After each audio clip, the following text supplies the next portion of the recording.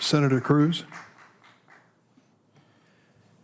Anti-Semitism is a unique historic form of evil, and over millennia it is manifested in violence, mass murder, and genocide.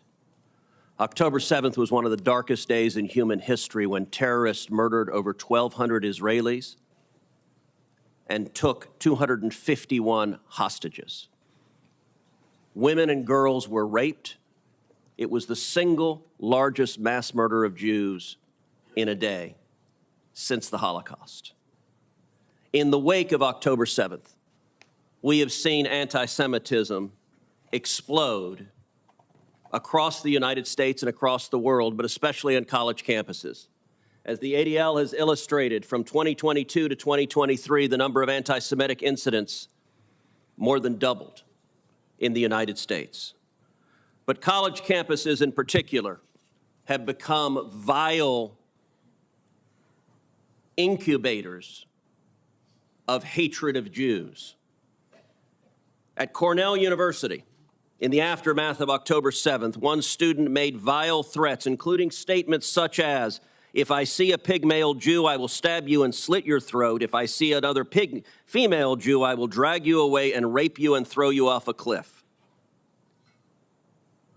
A student organization at California State University, Long Beach, circulated a flyer calling for a, quote, day of resistance in celebration of October 7th. You will note on the flyer is an image of a person parachuting with a fan attached, a direct reference to and a glorification of Hamas terrorists that used gliders to descend upon a music festival and murder 260 innocent people and take many. A fiery Senate hearing turns explosive as Ted Cruz confronts the surge of anti-Semitism on American college campuses following October 7th. Shocking testimony, chilling threats, and a heated clash over accountability expose a crisis gripping higher education and a debate over whether federal leaders are failing to act.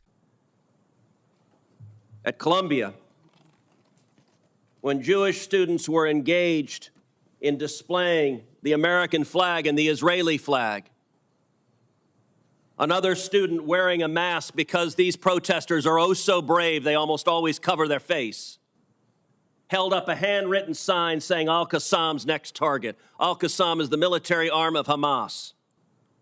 According to social media, this particular student is a wealthy student from Georgia. She's not Palestinian, but she has been taught lies and hatred, and she feels perfectly comfortable advocating the murder of her fellow students at Columbia. At MIT, students have reported they feel unsafe to go to class.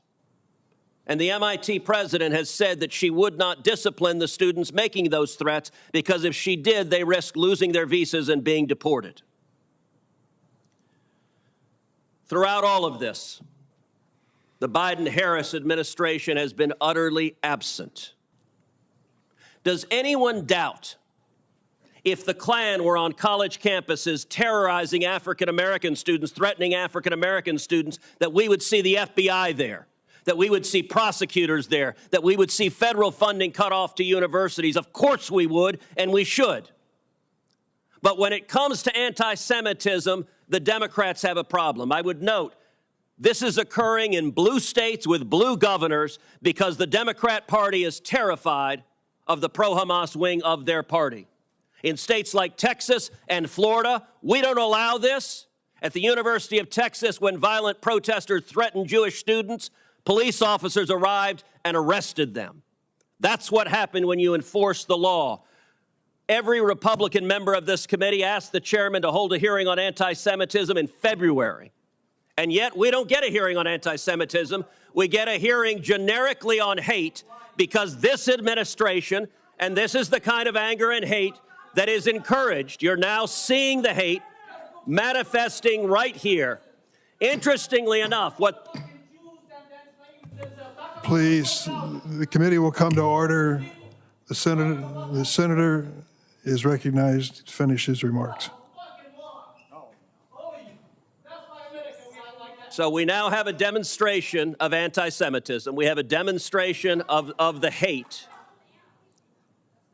Rabbi Goldfelder, let me ask you, has the Biden administration cut off the funding of any of the colleges that have allowed this hate? Have they indicted anyone for funding these violent protests? Have they indicted the people paying for the matching tents? Or have they sat there silently, and have the universities sat there silently while their students are terrified to go to class?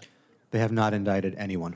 They have not indicted anyone. Has any university had their funding cut off for allowing this sort of violent intimidation? Not a single university. I can tell you this.